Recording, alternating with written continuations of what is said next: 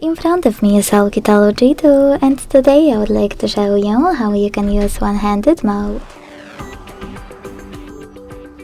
Begin by opening Settings and scrolling down to access System. Then tap on Gestures and select one-handed mode. Now if you are using Tricky's navigation, scroll all the way down and use this switcher next to one-handed mode shortcut to activate it. Then select OK in the pop-up and tap on the shortcut to turn on or off one-handed mode.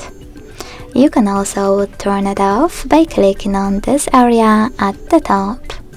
To disable it completely, use the same switcher as before. If you are using gesture navigation, go back to the same settings and click on this switcher next to use one-handed mode over here.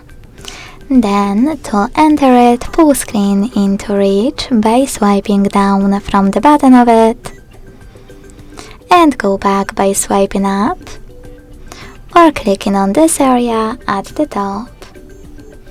Thanks so much for watching. If you enjoyed this video, leave a like, comment and subscribe. Bye!